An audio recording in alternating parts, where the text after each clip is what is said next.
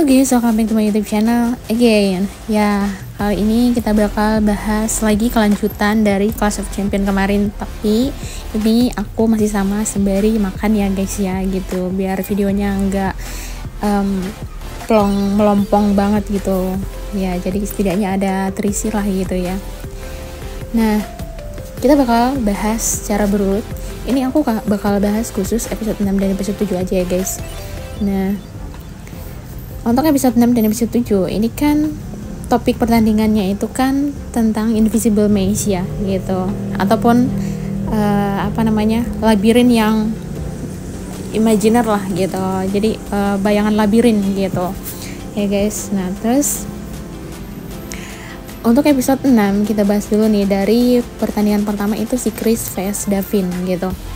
Chris vs Davin kan 4-1 ya gitu, 4-1 dan ada 5 match yang mereka pecahkan gitu. 4 match dipecahkan oleh Chris dan 1 match dipecahkan oleh Davin gitu. Menurut aku sih ya wajar lah gitu ya, Chris pasti udah udah emang pasti menang sih kalau menurut aku pribadi ya. Nah, yang kedua itu Kevin dan Lika. Nah, untuk Kevin dan Lika ini, menurut aku Lika ini lumayan bagus sebenarnya. Untuk cara menghafal dia itu bagus menurut aku. Kita bisa lihat ya di episode-episode sebelumnya di bagian menghafal kode, barcode, kemudian ya nama-nama itulah bahan-bahan makanan gitu. Lika lumayan banyak ngasih skor sih di pertandingan tersebut, dan itu salah satu yang buat alasan aku menganggap Lika ini pintar dalam memori gitu ya, menghafal gitu. Nah, tapi dia lupa kalau lawan dia adalah Kevin gitu. Kevin ini guys, aku tuh ngejagoin anak ini banget deh, karena menurut aku dia tuh paket komplit sih gitu.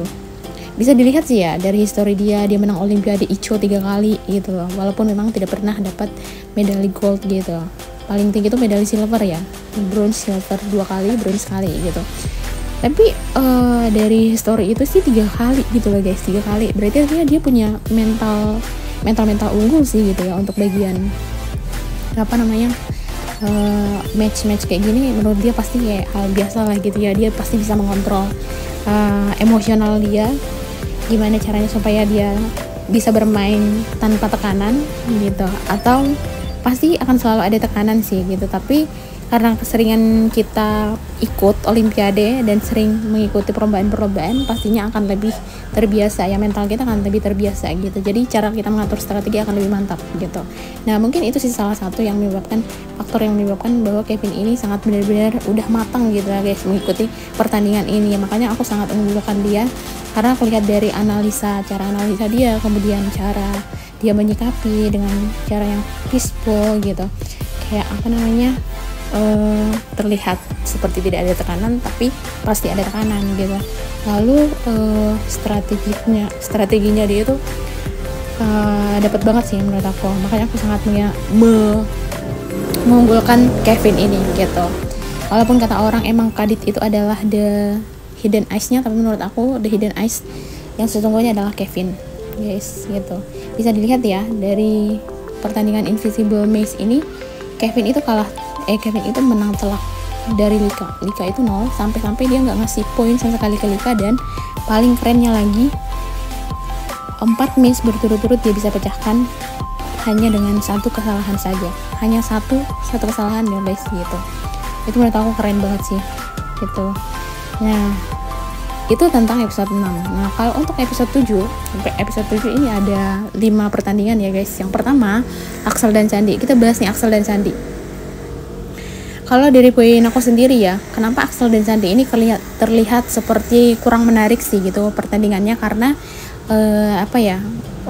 terlihat dari mereka sering melakukan kesalahan gitu. Jadi kayak kurang prepare gitu, kurang tertarik lah ya gitu. Mungkin karena salah satu faktornya itu mereka udah keburu dapat pressure gitu, dan pressurenya itu bukan kayak pressure yang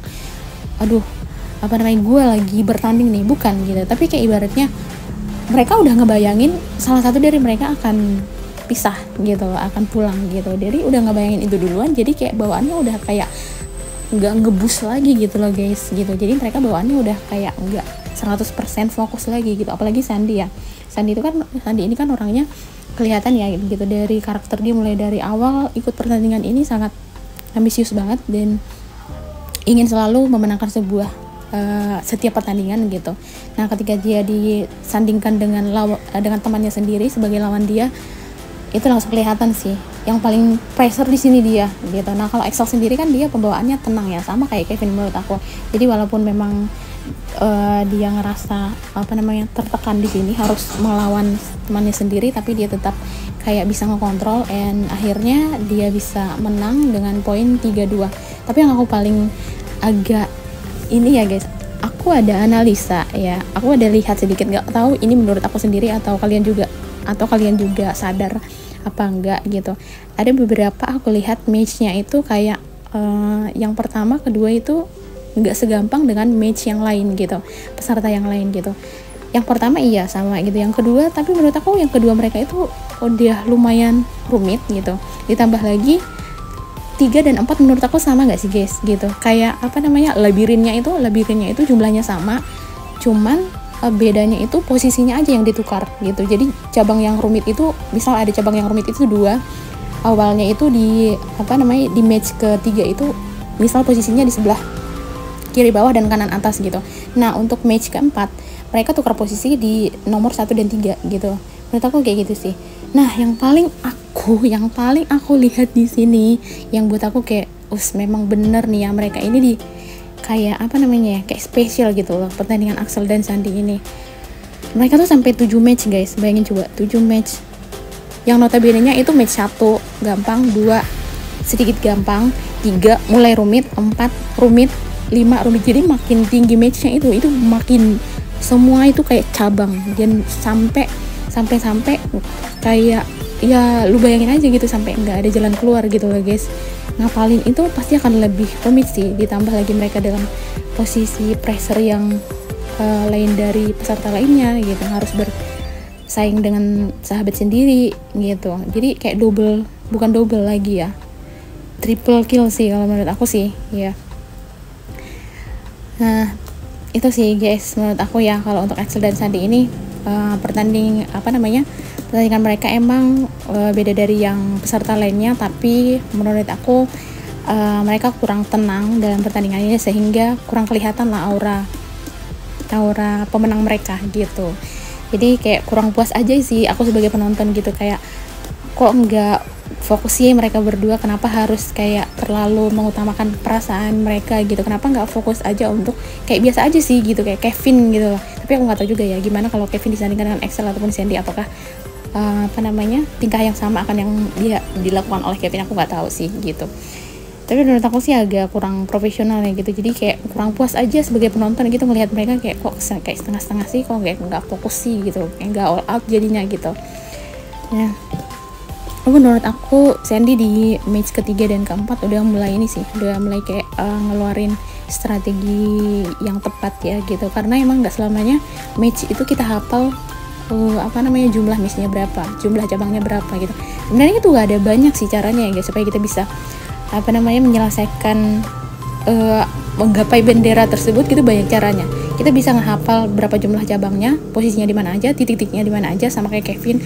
Atau bisa juga kita kayak ngebayangin di udara lagi ada kotak terus ada labirin di kotak tersebut gitu ya, kita imajinasikan aja gitu. Nah Sandy baru dia pakai cara seperti itu di match ketiga dan seterusnya gitu, karena menurut dia kalau ngehafal langsung kayak plek ketiplek kayak ngehafal matematika bentuk angka gitu akan lebih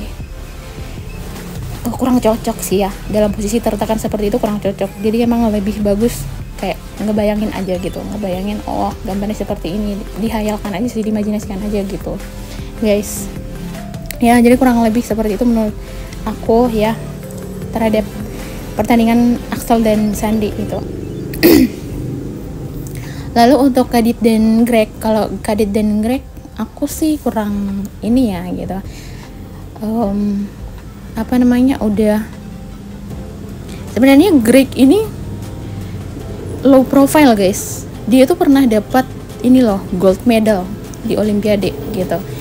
Dia nggak begitu ini ya orangnya flexing gitu, nggak kayak yang lainnya gitu. Cuman aku nggak tahu, aku nggak begitu ini juga sih, tertarik juga sih ngelihat cara bermain dia mulai dari episode awal sampai episode 7 ini, dan aku tidak begitu mengekspektasikan dia dalam pertandingan ini menang gitu, karena notabene juga dia lawannya kan Kadit ya.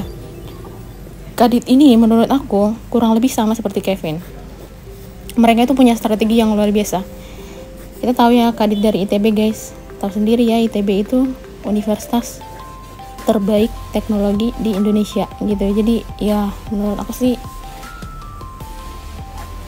tidak segampang itu untuk mengalahkan seorang Kadit gitu. Mulai dari episode pertama aja udah kelihatan ya, aura menang dia itu udah kelihatan banget gitu. Sebenarnya dari muka dia aja udah kelihatan sih muka pemenang ya guys gitu. So ya lanjut lagi kita ke pertandingan ketiga, Nabil dan Jessica. Nah, Nabil dan Jessica ini juga pertandingannya sangat mencuri perhatian aku, karena Jessica ini dari episode 1 sampai episode 7 menurut aku ini anaknya sangat all out banget, dan all outnya itu konsisten gitu. Terus dia itu juga orangnya fokus sama kemampuan sendiri gitu. Jadi dia nggak bergantung pada lawan aku ini aku harus begini, lawan aku gini aku harus tertekan, nggak gitu guys. Dia nggak sama sekali nggak terpengaruh dengan lawannya siapapun. Itu salah satu poin positif yang menurut aku Jessica punya gitu, dan emang benar-benar harus dicontoh sih. Tahu sendiri ya, lawan dia Nabil. Notabene-nya Nabil adalah dari Universitas Oxford dan pernah memenangkan Olimpiade juga ya gitu. Tapi dia sama sekali nggak terdistract oleh hal tersebut gitu. Jadi dia nggak kayak bermain dalam sebuah tekanan guys, tapi dia menikmati permainan tersebut dan dia fokus pada kemampuan yang dia punya gitu. Terlihat ya poinnya gitu. Sama awalnya kan sama ya, Nabil dan Jessica itu 2-2, kemudian jadinya mereka sampai ke, dan ada salah satu match yang mereka nggak bisa pecahkan, dan terakhirnya mereka sampai melewati 6 match gitu. Oke, kita lanjut ke pertandingan keempat, itu antara Nando dan Yaya. Nah menurut aku sendiri sebelum bertanding aja aku udah ngejagoin Nando, karena emang basicnya dari episode 1 sampai episode 7 sebenarnya kalian kurang memperhatikan Nando, tapi Nando ini salah satu pemain tuh yang tenang ya guys gitu menyikapi sebuah pertandingan, dan dia juga lumayan bagus fokusnya gitu. Apalagi kan notabene-nya dia ini seorang mahasiswa teknik gitu, dan dari NTU loh guys, NTU gitu ya. NUS sama NTU itu nggak beda jauh loh guys, tuh universitas yang benar-benar bagus tuh di Singapura.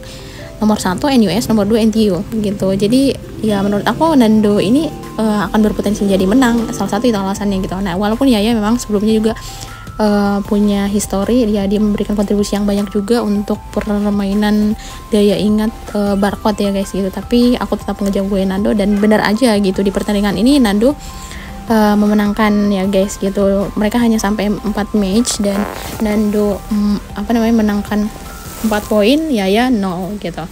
Lalu kita lanjut ke pertandingan kelima, yaitu antara Kit dan Shakira. Nah kalau antara Kit dan Shakira sebenarnya sebelumnya aku ngejagoin Shakira ini bakal 3-2, walaupun memang menurut aku enggak begitu jauh nanti poinnya, tapi ternyata terbalik, Kit itu 3 dan Shakira itu 2 gitu. Dan mereka tuh sampai ke harus melalui 6 match, dan ada 1 match yang mereka tidak bisa jawab gitu guys. Jadi so guys, dari review ini kita bisa tarik kesimpulan bahwa sayang yang jadi jagoan aku itu adalah Kevin. Why? Dan karena menurut aku ya, kenapa bisa aku pilih Kevin, karena Kevin itu punya analyze yang bagus, kemudian dia peaceful, tenang dalam menyikapi sebuah pertandingan, lalu dia juga punya strategi yang bagus gitu, And yang kedua itu Kadit yang aku jagoin. Pokoknya Kevin dan Kadit ini the real hidden ice-nya Clash of Champions sih gitu ya. Tapi aku nggak tahu nanti bakal seperti apa hasilnya di final chapternya itu, seperti apa final matchnya, seperti apa, siapakah yang jadi pemenang nomor satunya. Dan tapi aku tetap akan ngejagoin Kevin, walaupun nanti dia nggak menjadi nomor 1, aku tetap akan jagoin dia guys. Gitu. Oke guys, nih gua kasih lagi nih lagu Kevin buat kalian.